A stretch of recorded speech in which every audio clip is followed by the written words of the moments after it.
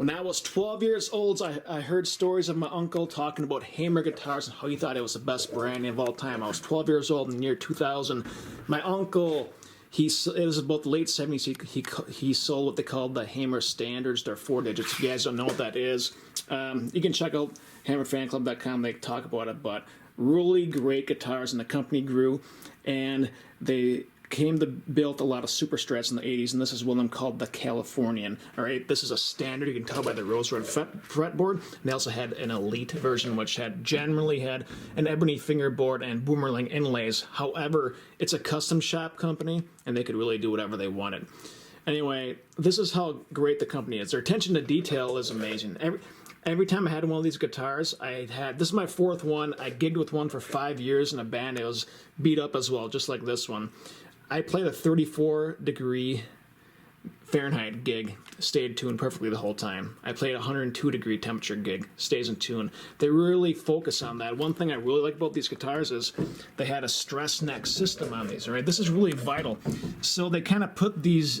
It's 3-piece laminate, and the grains oppose each other, so they won't warp. And it's even really sturdy. And it's really, really good, great. It's a 1989 based on this 9 here. Looks like this was broke during shipment right here, which is a bummer, but it's okay. It's not a huge deal. I'm not gonna go nuts over it. Broken headstock. They put a dowel in it because the Floyd Rose locking nuts came from the back. What happened in these times? People would tighten them way too much, and then they'd fall, and that was it. And so it looks like they filled it and they redoweled it and did it from the top, which is fine. This one's been heavily played, which is what it should be, right? I don't know what the original color was. It's either white or yellow or black. He's got a blocked right here. He's got a tremolo no right here, but it's not being utilized. Pickups are a Bill Lawrence. They're a lot of bite to them. I like Alnico 2s, but this is fine too. It's something different. I think this is a DiMarzio chopper, but I'm not sure.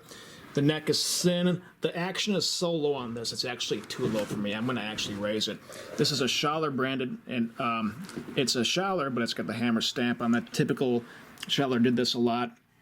What I like about this compared to the original Floyd Rose is that these bolts don't go out as long as the original Floyd.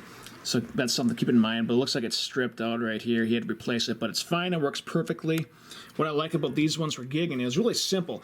Because what I did is I had a high output here, and then like a lower output one right here, like a Strat style clean pickup, and then higher output. And it's all you need, right? And then I had 3-way switch. It's all needed the whole night. It had the versatility, and it was really solid and reliable. And I also liked how the input jack was right here. It's really great when you're doing a wireless system or anything. I like that angle. I think Hamer's the first guitar I've ever seen this in, but all my guitars are like that style. It's really great.